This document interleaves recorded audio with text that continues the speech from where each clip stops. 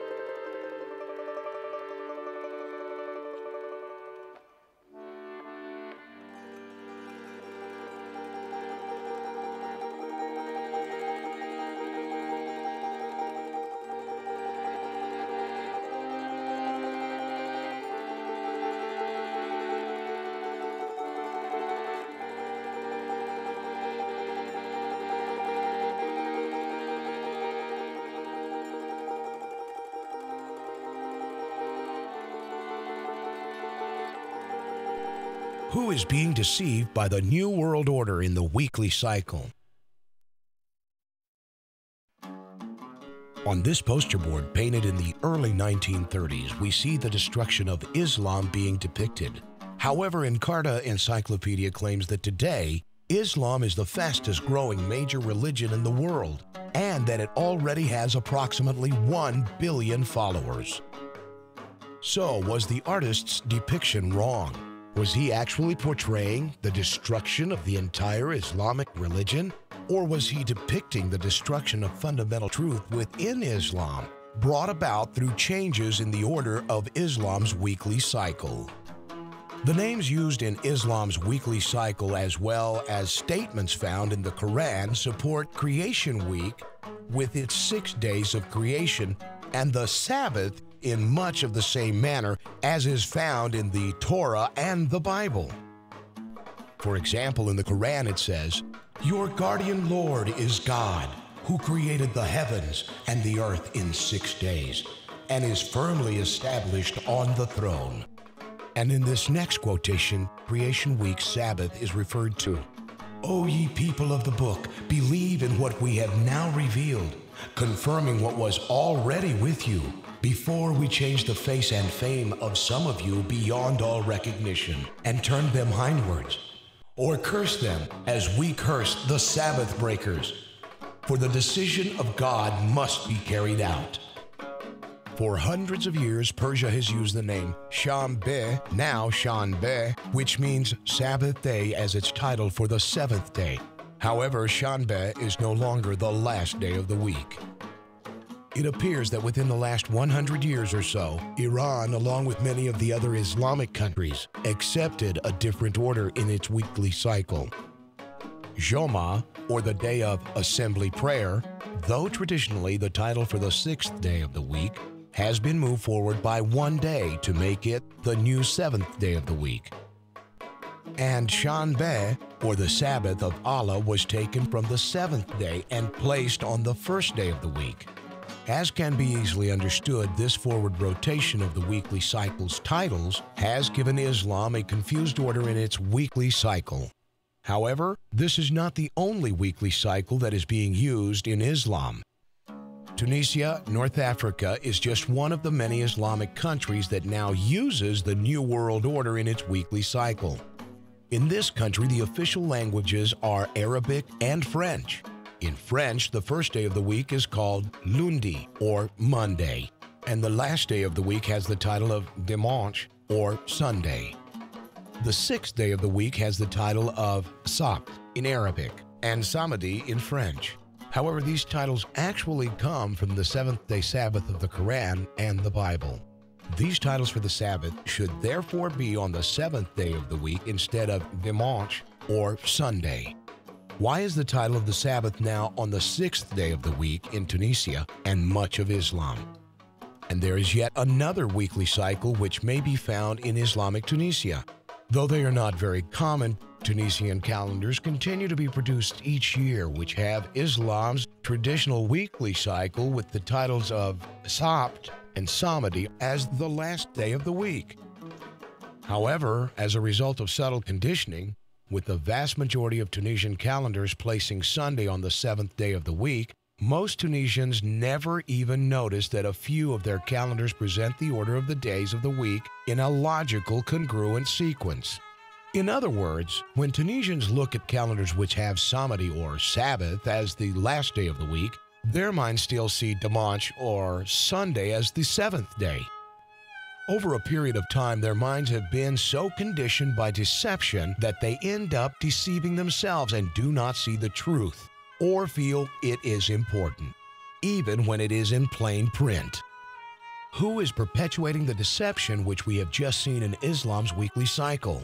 And who is systematically changing and destroying the love of truth among those within Islam? Though Judaism is not the dominant religion of Russia, it has always influenced Russian life. And despite the destruction of untold numbers of Jews under Nazism and communism, it is claimed that this country still has the third largest population of Jews in the world. So in this section, we will take a brief look at the history of the weekly cycle in Russia as our example of what has happened to a fundamental truth amongst the Jews and Judaism. Russia's first book, Evangeli, contains most of the four Gospels and was written during the years of 1056 through 1057. In Matthew 28:1 it says, "In the evening of the Sabbath, as it began to dawn on the first from Sabbath." Notice that the Sabbath is the last day of the week, for it is just before the first day of the week, which is not called Sunday, but instead the first from Sabbath, or the first day after the Sabbath. So from this 1883 facsimile of Evangeli, it is clear that nearly 1,000 years ago, the first day of the week was Sunday and the last day of the week was the Sabbath. Even as late as the middle of the 17th century, the Sabbath of creation was considered to be the day of rest, and Nedelia, or Sunday, was identified as the first day of the week, as may be seen from this quotation. On Sabbath, free yourself from hard labor, stay at home and commemorate the dead, or go to the institutions, or receive wanderers with love, or what is best is to be in church and to practice godliness. Sabbath has the image of the creation of everything living and is called the rest. Nedelia is the first day of God and bears the grace of the resurrection. From the very beginning of the Russian Empire through the mid-19th century, there was absolutely no question as to the proper order of the weekly cycle. Nedelia, or Sunday, was always the first day of the week, and Sobota, or Sabbath, was always on the seventh.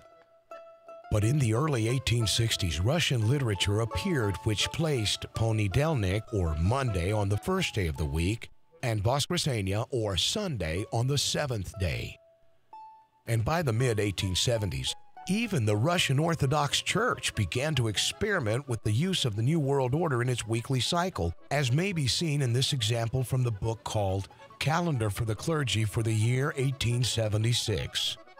However, among Russia's civil calendars, the New World Order in the weekly cycle does not seem to have appeared until the year 1917 in this calendar dedicated to Tsar Nicholas II. The next year in which Sunday as the seventh day has been found in Russia's civil calendars is from the year 1924, just after Lenin's death and Stalin's takeover. Beginning in the late 1920s and continuing into the early 1940s, the Communist Party produced many different types of weekly cycle orders in the USSR. For example, in the year 1930, at least 14 different types of weekly cycle orders were produced.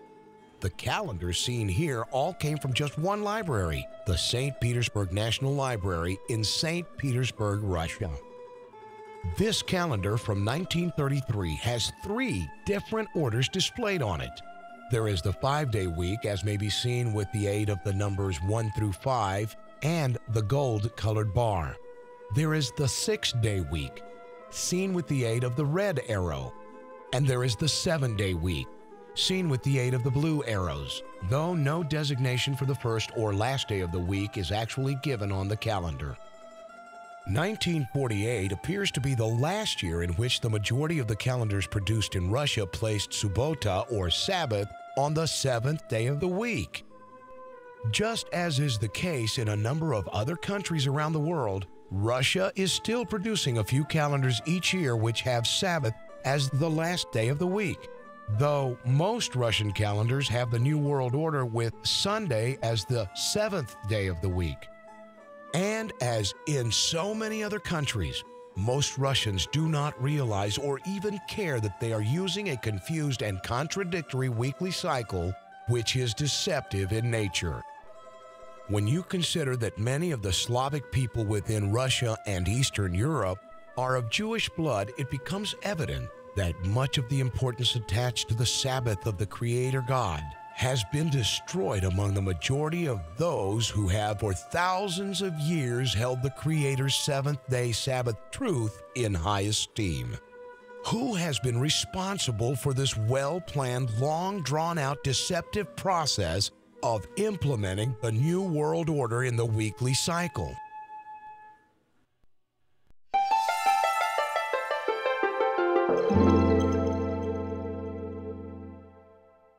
At the current time, China is using basically 2 different types of weekly cycle orders in its calendars. In this first weekly cycle system, Sunday is on the first day of the week. Notice that there is a single horizontal line as the title for the day following Sunday. This Chinese character represents the number 1, or in this case, the first day of the week. So the first day of the week by position is called Sunday, and the second day of the week by position is called the first day of the week. This type of confusion continues throughout the entire weekly cycle. The last and 7th day of the week has the character that looks a little bit like a 5-pointed star and a lot like a stick man. This character represents the number 6 in Chinese. As you may already know, in the book of Genesis, it says that man was created on the 6th day of the week. So is it just a coincidence that what appears to be a pictograph of a man would be used to represent the number 6 in Chinese? Why is the Chinese character for the 6th day of the week on the last or 7th day of the week? And why is the character that represents the 7th day of the week missing? And why does this weekly cycle system have 2 first days and no 7th day by name? The other popular weekly cycle system in China rotates the titles for the days of the week backwards by 1 day, which gives it the New World Order with Monday or day 1 as the first day of the week and Sunday as the 7th day. In this weekly cycle, we see that Sheng means week, Che means cycle, and I means 1. When combined in this order, it reads week, cycle, 1, or the first day of the weekly cycle. These symbols do not even remotely mean Monday, which is generally the English title that is attached to this day in the Chinese English calendars. The characters for the last day of the week represent week, cycle, sun, or the sun day of the weekly cycle. The Chinese characters in no way infer what order Sunday should be placed on within the weekly cycle. Nevertheless, this weekly cycle has the appearance that it is more logical than China's other weekly cycle system, which has 2 first days and no 7th day by name. But is it in reality? In this picture, we see the numbers 1 through 7 written in English, Pinyin, and Chinese characters. And to the right of these are the names in Chinese for the 7 days of the week.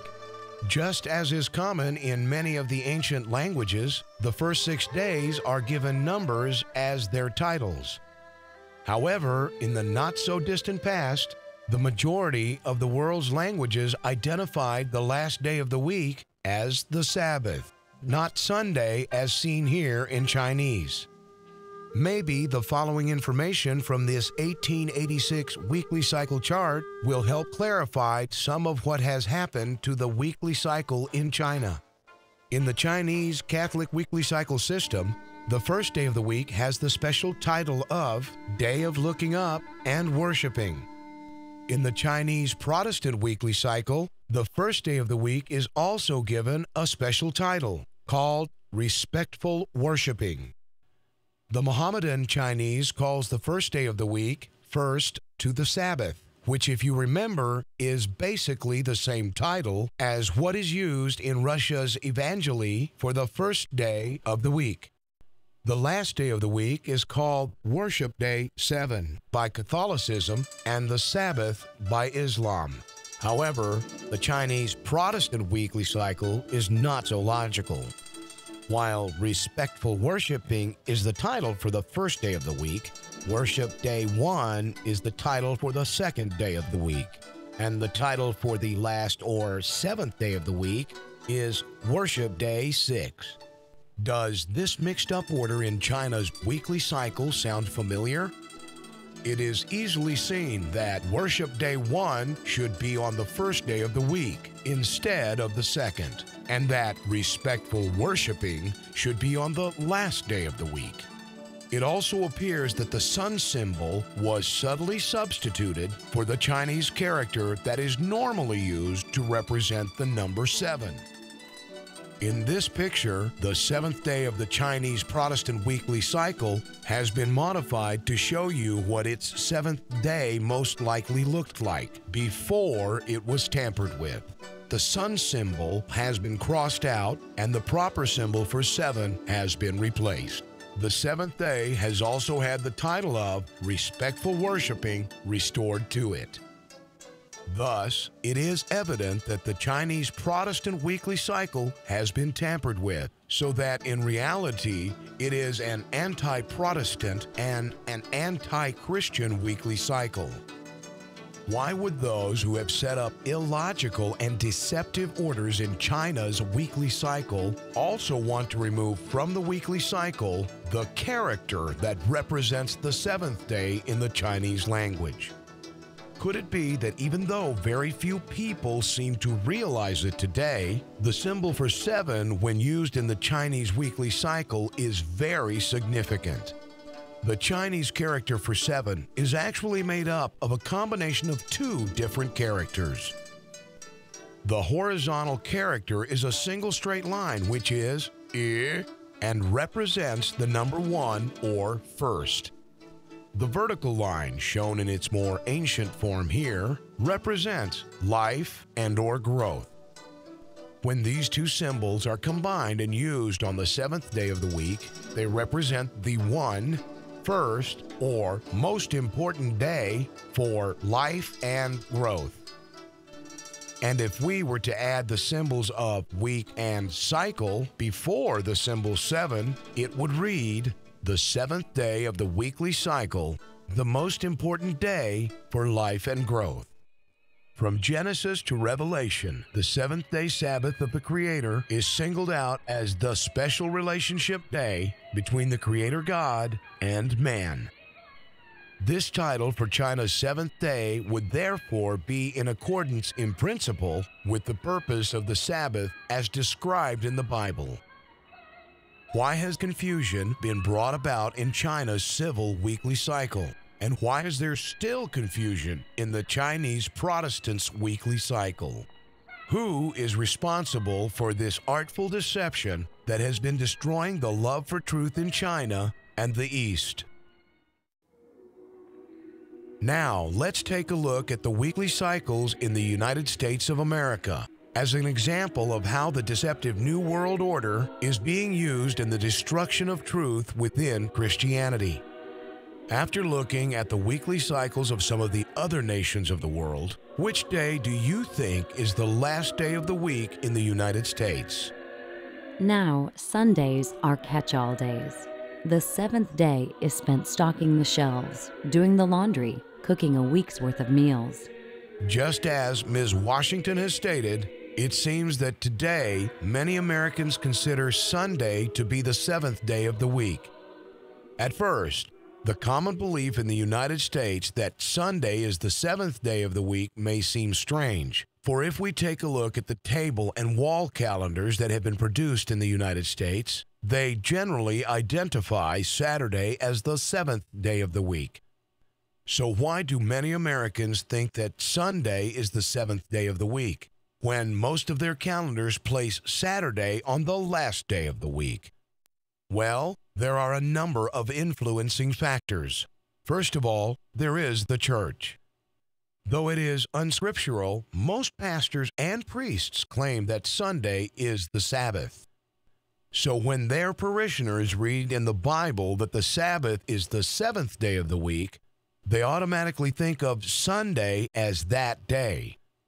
Thus, it is easy to understand why they might think of Sunday as the last day of the week.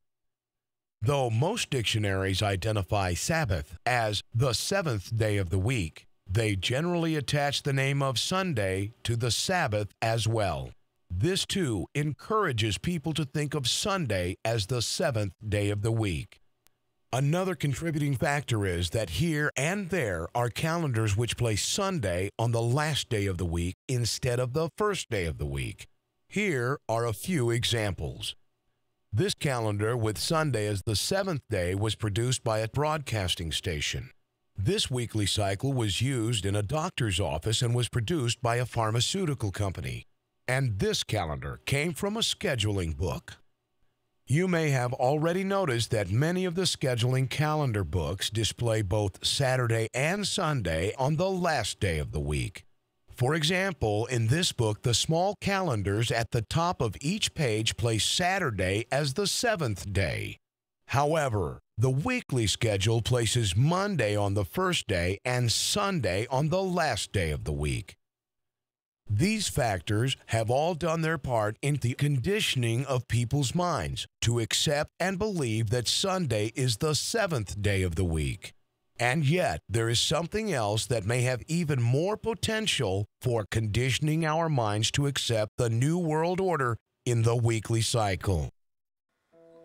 When we go to most places of business, we generally see some sort of posting of the days and hours in which the business is open. The business hours or store hours are usually found on the front door or somewhere near the main entrance.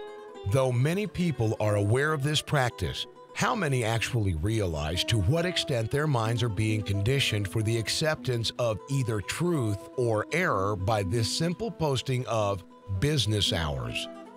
When the mystical powers sought to implement the New World Order into the weekly cycle of the United States, using the weekly cycle of the calendar, it appears that they were blocked primarily by the resistance of Orthodox Jews and the Seventh-day Adventists.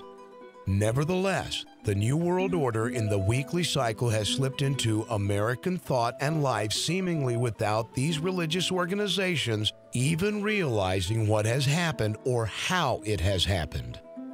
It is true that there are a few businesses which still list Sunday as the first day of the week and Saturday as the seventh, just as most American calendars do. However, it appears that most businesses use the New World Order with Sunday as the seventh day when posting their business hours or store hours, though it seems that few of those who post the New Order realize what they are doing. As we are looking at a few examples of some of the different businesses and their business or store hours, remember that the most powerful method for removing the truth from people's minds does not generally involve the complete removal of the truth, but instead involves the covering up of the truth with falsehood, while at the same time allowing the truth to appear once in a while. The most common result of this type of subconscious conditioning is that eventually, though the eye may see something unusual, the mind will see the unusual as though it was the norm or what it thinks it has always seen before. In other words, when the vast majority of businesses post Sunday as the last day of the week And occasionally, our eyes see a business posting with Saturday as the seventh day. Our minds automatically correct our vision. As a result of almost constantly seeing Sunday as the last day of the week, whether it be consciously or subconsciously, our minds see Sunday as the seventh day instead of Saturday. With this type of programming, the truth becomes error, and error becomes the truth. This is deception at its best. As a result of this type of conditioning or programming, all too often, even if the truth is clearly pointed out, it is still not recognized for what it really is, and its importance is dismissed by the mind as though it is insignificant or irrelevant. And as love for the truth is destroyed and the heart waxes gross or is callous to the truth, man continues to deceive himself and others, even when the truth is presented in as simple a way as possible. Therefore speak I to them in parables, because they seeing see not, and hearing they hear not, neither do they understand. And in them is fulfilled the prophecy of Esaias, which saith, By hearing ye shall hear, and shall not understand, and seeing ye shall see, and shall not perceive.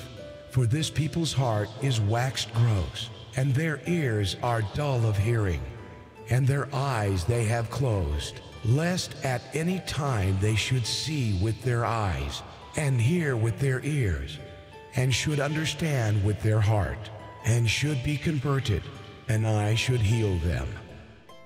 One of the main components needed for effective conditioning of the mind is the wonder-working power of repetition.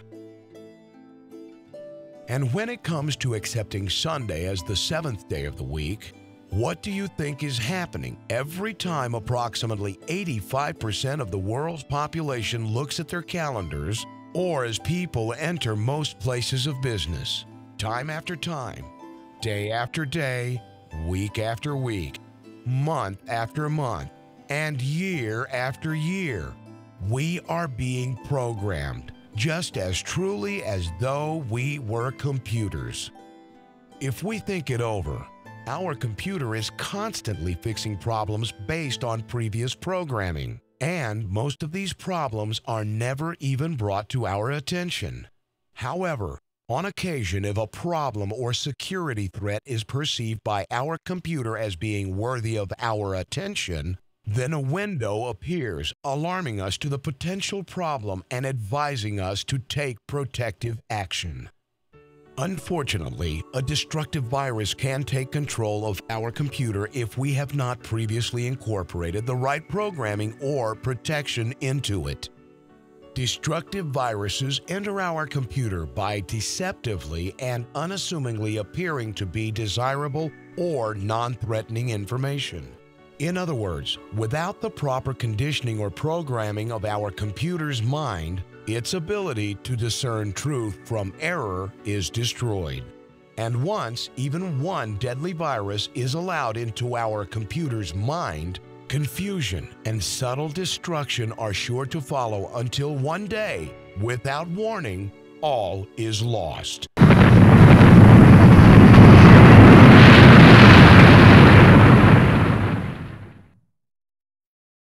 In much the same way, if we have not programmed our minds with the truth, and deceptive information is not considered important enough to be brought to our conscious attention, what will be the end result?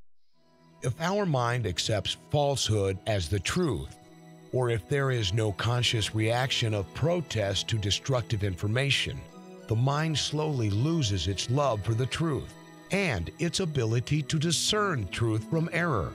Once this process has begun in so-called little insignificant things, it becomes much easier for the mind to be manipulated by even greater deception. And the more love for truth is destroyed, the greater the potential for total destruction without the mind even being aware of it. Until one day, Why do so many people think that Sunday is the seventh day of the week instead of the Sabbath? Their minds have been subliminally seduced and reprogrammed, similar to what happens when one of those awful, deceptive viruses sneaks into your computer. However, when it comes to our mind's CPU and memory, there is only one foolproof protector, and that is to both know and follow the truth exactly as it is clearly revealed in the Bible. Study to show thyself approved unto God, a workman that needeth not to be ashamed, rightly dividing the word of truth. At this time, let's take a closer look at the poster board painting that has been displayed throughout this video presentation. To those of understanding, this painting is both a statement of intent and it is also prophetic in nature. It was painted for the Communist Party during the years of 1930-1931 by V. Svirog, a famous Russian painter of war scenes. In this war scene, it is easily seen that Sabota or Sabbath and Voskresenia or Sunday are being torn from the weekly cycle, while at the same time the major branches of the religions of the world are being smashed out of the calendar into emptiness and darkness as a result of the crushing power of the great red hammer of atheism. Upon closer examination, it may also be seen that the destruction of these religions is actually being carried out as a result of changing the position or order of the days that make up the weekly cycle. The attack against the weekly cycle involves both time and law, and as the evidence has already shown, the time under attack ultimately relates to the seventh-day Sabbath of creation week as described in the Bible. Sunday, shown in this painting as the seventh day and highlighted in red, has never been truly destroyed by the New World Order, but has instead been exalted as a result of this war against the time and law of the Creator God. However, the attempt to change the Sabbath of creation week, shown here as the sixth day of the week, does indeed have a destructive influence upon the religions of the world. If the seventh day of creation week is moved forward or backward to any other day, it is a blatant attack against the Creator God and His law. Changing the order in the weekly cycle seeks to undermine the fourth commandment of God's law, which specifies the exact time of the Sabbath as well as the reason for the Sabbath being on the seventh day of the week. When God's law is undermined within any religion, it undermines as well the understanding and discernment of truth by those under the influence of that religion. The specific use of a double-headed mallet or hammer to depict the aggressor in this war scene is significant as well. Even with the Egyptians, the two-headed mallet became, in the hieroglyphs, a Latin cross with the meaning of crusher, avenger. And just as this quotation reveals, the painting depicts that the avenger is crushing those religions and societies who have opposed it. So there should be no doubt that this painting is depicting an all-out global war against the truth, and that it is the cunning use of deception that is the source of the mallet's great strength and destructive power. The more you remove truth from the religions of the world, the more they are destroyed in their effectiveness for good. And to the degree that you destroy the truth in a religion, you destroy that religion's society as well. History proves that a new religion necessitates a new society, and conversely, a new society necessitates a new religion. So, who is responsible for using the weekly cycle to aid in worldwide deception? Is the religion of atheism alone in its attack against God's holy time and His law? In Spanish-speaking countries such as those within Latin America, most of the people believe that Domingo is the seventh or last day of the week. However, as you will soon see, in many of these countries, the majority of their calendars have Domingo on the first day, not the seventh day of the week. And when it comes to the meaning of domingo, most of the people believe that domingo means Sunday or the biblical Lord's Day. But is that what it really means? If we look at the definition shown here for the word domingo, we see that domingo comes from an assortment of Latin words such as dominion, domination, dominator, to be lord and master of, and to be mastered.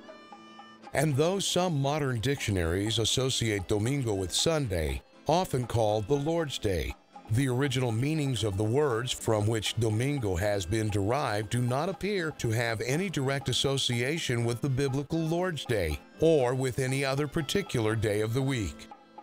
However, when the Catholic Church placed the title of Domingo on the day of the sun, which is also her day of worship, Domingo then became associated with Sunday worship. Consequently, when the Latin definitions of Domingo were combined with its placement on Sunday by the Catholic Church, the title of Domingo represented both Sunday worship and domination, or lordship, by the Roman Catholic Church. This conclusion may be difficult for some to assimilate, so we will take a brief look at another representation or symbol which has basically the same dual application as Domingo. From its infancy, the Roman Catholic Church has used the symbol of the cross, and especially the Latin cross, as her mark of authority, conquest, domination, and rulership. The cross, which since ancient times has been one of the most important symbols or emblems of the sun and sun worship, is also the most important of Catholic emblems, symbolizing the Church's holy faith. So it is evident that both Domingo and the Latin cross represent sun worship as well as domination by the Catholic Church. And even though supposed authentic and reliable sources claim that Domingo is the biblical Lord's Day and that the Latin cross represents Jesus Christ, does that make it so? Isn't the Christian's most authentic and reliable source of information supposed to be the Bible? The fact remains that according to the Bible, the Son of Man is Lord also of the Sabbath. In other words, the Lord's Day is the seventh day of creation week, or the Sabbath. And concerning a cross representing Jesus Christ or his followers, in Exodus chapter 20, 4-6, along with comments on the second commandment in Deuteronomy chapter 4, it is very plain that God's followers are not to make any physical symbol to represent him.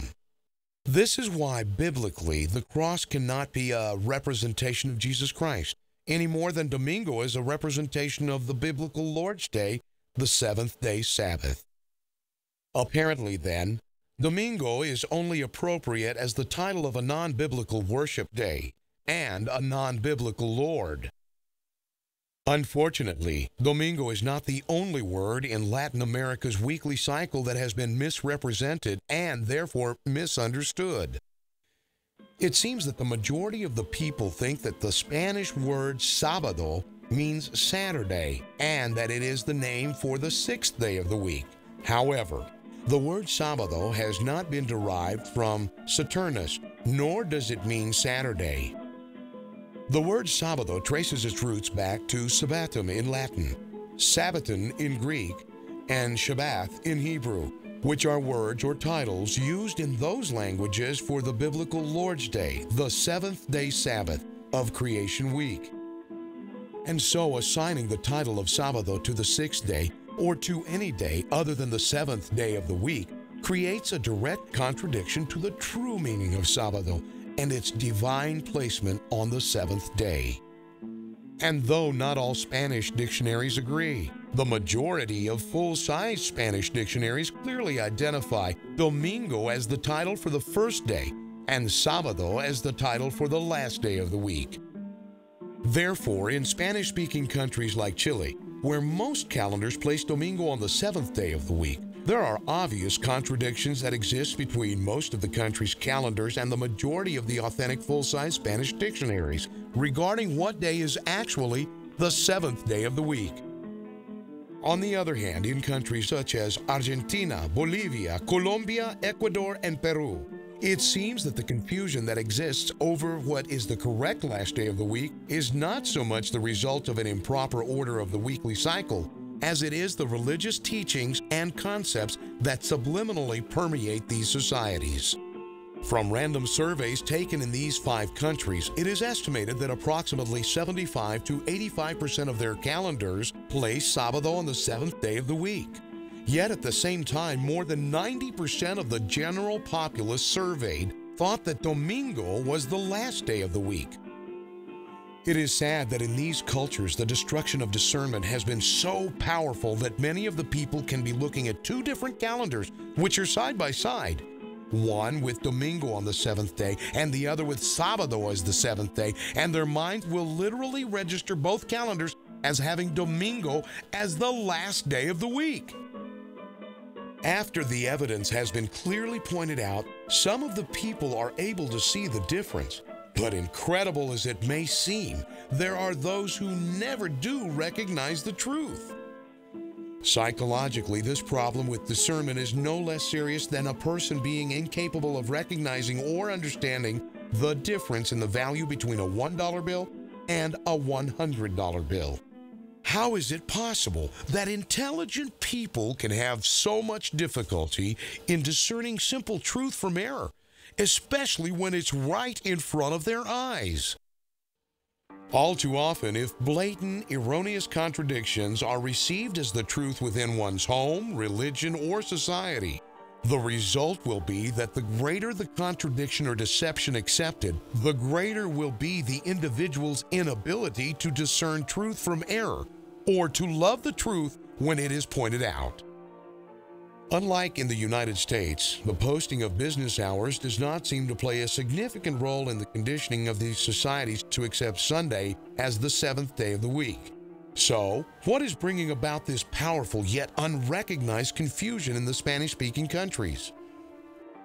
Upon inquiry of South and Central Americans, there are basically 2 influencing factors that the general populace has given concerning why people think Sunday is the last day of the week.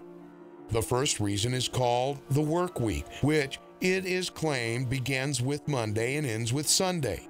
The second and most common reason given is that it is as a result of the teachings of the Roman Catholic Church. Initially, it may seem hard for some to believe that the Roman Catholic Church is teaching that Sunday is the 7th day of the week, because traditionally, she has generally taught that Sunday is the first day of the week. Nevertheless, the following quotations are some examples of how the Roman Catholic Church is indeed subtly teaching not only the concept that Sunday is the 7th day, but also that Sunday is the 7th day Sabbath. If you are one of those Catholics that dedicate Sunday to outings, eating out, going shopping, or to the movies, and the last thing you think about is going to Mass or dedicating some time to God, you are, according to Pope John Paul II, in grave sin. This was stated clearly yesterday by the maximum authority of the Catholic Church in a call to a religious revindication of this day of the week, the same one used by God, according to Genesis, to rest after taking 6 days to construct the world.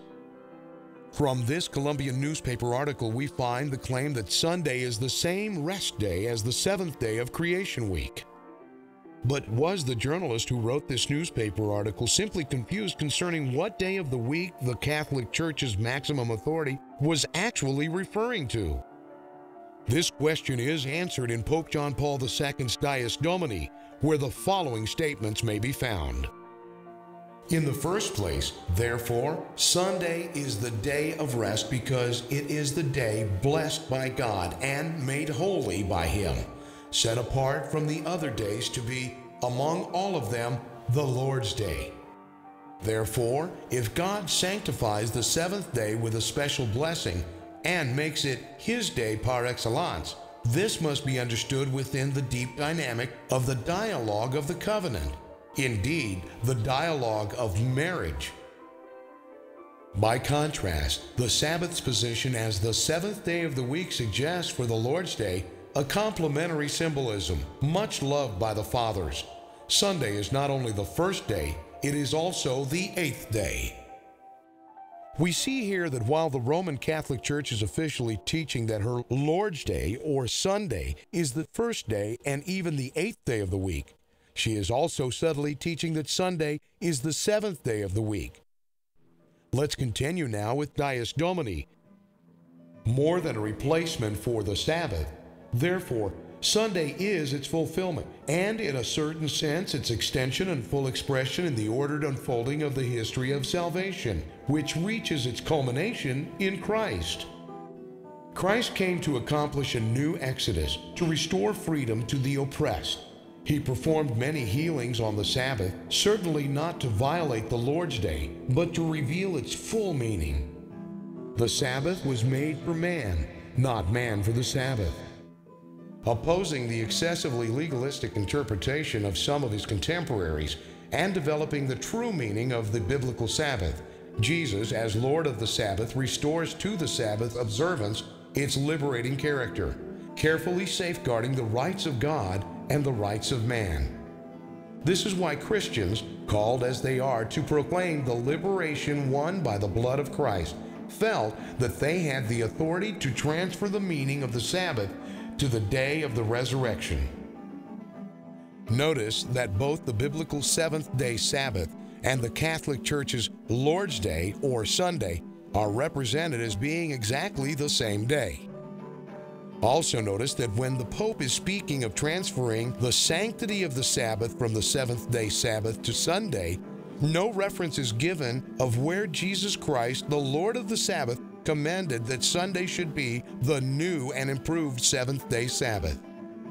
We find instead that the transfer has been attempted by people whom the Pope claimed were Christians, who felt they had the authority to transfer the meaning of the Sabbath to the day of the resurrection. Now, let's see what the Catechism of the Catholic Church has to say concerning this topic.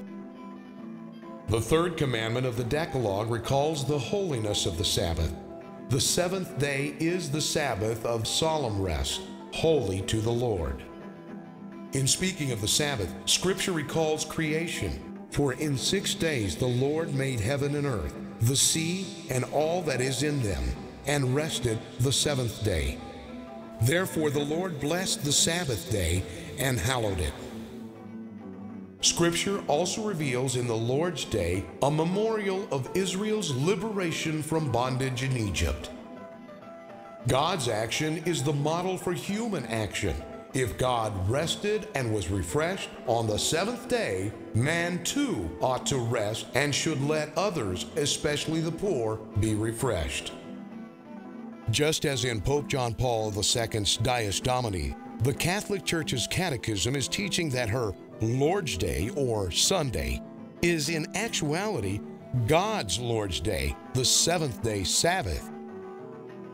Doubleday is the name of the publishing company that printed the Catechism of the Catholic Church. And a Doubleday is just what we find the Catholic Church's Catechism is trying to make out of God's Sabbath. It is attempting to blend God's seventh-day Sabbath with Sunday, her Sabbath day, into one day, Sunday, the seventh-day Sabbath. Some may wonder how it is possible that Roman Catholics could accept this kind of confused teaching.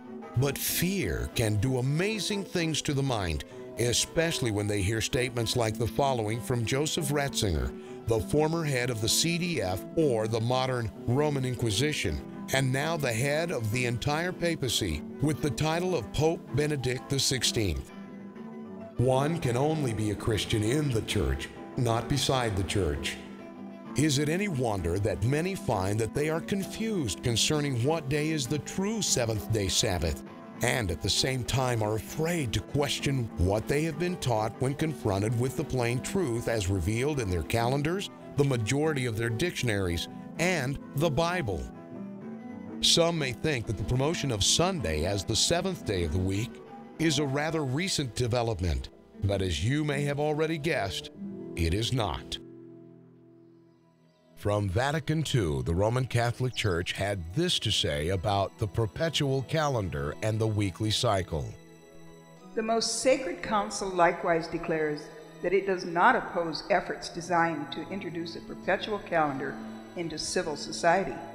But among the various systems which are being devised for establishing a perpetual calendar and introducing it into civil life, the Church has no objection, only in the case of those systems which would retain and safeguard a 7-day week, including Sunday, without the introduction of any days outside the week. In other words, the sequence of 7-day weeks should remain unbroken. Only the weightiest of reasons, acknowledged as such by the Apostolic See, would make the contrary acceptable.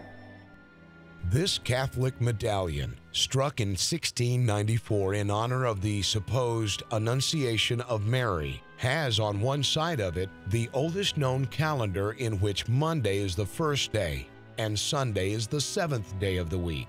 As we just saw in the documents from Vatican II, the Church has no objection to the acceptance of the perpetual calendar as long as it has a 7-day week that includes Sunday. So is it any wonder that we see the Vatican's perpetual calendar with Sunday as the 7th day of the week dating back more than 300 years? Even though it was centuries ago that the Old World Order introduced Europe to its New World Order in the weekly cycle, it appears that most of Europe did not adopt the Church's New World Order until after the time of Vatican II. And today, there are religious organizations that identify themselves as Protestants or evangelicals who at the same time play the role of the false prophet by claiming or accepting Sunday as the 7th day of the week. Without a doubt, there have been and are many working behind the scenes to establish the New World Order throughout the world and within all religions. However, there are a few faces that have emerged who early on openly promoted Sunday as the 7th day of the week. In China, it was the work of a brilliant Italian Jesuit named Matteo Ricci, who appears to be responsible for setting up Pinyin Chinese. Ricci's Pinyin was first published in the early 1600s, and it has been very successful as a tool to standardize the Chinese language, using, of course, Latin letters. It also appears that it is as a result of Pinyin and the work of other Jesuits as well, that Sunday as the 7th day has successfully found its way into Chinese life. One of the most visible 19th century proponents of Sunday as the 7th day of the week has been the Roman Catholic Frenchman pictured here, named Auguste Comte. He coined the word sociology and is called the founder of the religion of humanity and the so-called philosophy of positivism. Comte's positivist calendar contained 13 equal months, each of 28 days, with all its months beginning with a Monday and ending with a Sunday. Thus, it is evident that in Comte's positivist calendar, Sunday is the 7th day of the week. Notice which country he was targeting with his calendar. It is especially intended for the transition through which the Western Republic has to pass, the Republic which, since Charlemagne, has been formed by the free cohesion of the 5 leading populations: the French, Italian, Spanish, British, and German. At the time that Comte wrote this, the only Western republic that could have possibly matched this description would have to have been the United States of America. This having been stated, it has been found that Comte did not intend to limit his work to the United States alone. After he had not received anything from the Russian Tsar, Comte wrote a letter to Rashid Pasha, in which he was developing the thought concerning the possibility of the direct transition of Islam to positivism. He made an offer to the general of the Jesuits to work together for the cancellation of the church budget, because only under this condition would both the old and new beliefs be placed in their proper relationship with each other and receive the possibility to be freely established in the hearts of the people. We see here that Comte, who was also working with the Jesuits, sought to gain control within Islam and Russia using his so-called positivist philosophy. And although Comte may not actually be called a Jesuit, it is evident that it was his sincere desire to work in cooperation with the Jesuit order of the Roman Catholic Church. From another source, we read this concerning Auguste Comte. In the positive philosophy, again he distinctly says that Catholicism, reconstituted as a system on new intellectual foundations, would finally preside over the spiritual reorganization of modern society. Much else could be quoted to the same effect. Keep this in mind as we look at a quotation from the book, The Keys of This Blood, written by one of the foremost spokesmen for the Vatican in the 1980s and 1990s, Malachi Martin. His hardback edition is subtitled, The Struggle for World Domination Between Pope John Paul II, Mikhail Gorbachev, and the Capitalist West. The softcover edition states it like this: The Keys of This Blood, Pope John Paul II versus Russia and the West for control of the New World Order. Of course, at that time, Pope John Paul II represented the Roman Catholic Church. Russia represented communism or atheism, and the capitalist West represented the United States or Protestantism. Speaking of the Catholic Church's struggle for world domination, Martin says, "And some find it frightening and even appalling. Nobody expects a world order to evolve that will, as an optimist might say, combine the best of Leninism and capitalism. Neither a Leninized capitalism nor a capitalistic version of Leninism is possible. Neither does anyone know for sure the factors that hasten the end of the old game and, in a certain true sense, imposed the end game with such ease and with such rapidity, dictating the new rules, even fixing the timetable. The end game follows a new calendar."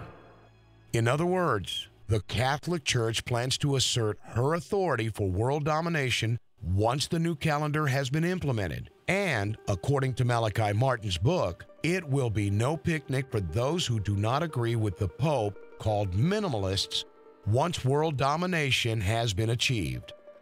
Do you now have an idea of who is ultimately responsible for the new world order in the weekly cycle that is already being used by at least 85% of the world's population? Are we ready for what is coming with the ushering in of the new world order? These were more noble than those in Thessalonica, in that they received the word with all readiness of mind and searched the scriptures daily, whether those things were so. From November of 2003 on the website ImmaculateHeart.com, a Catholic Christian resource site, this claim was made.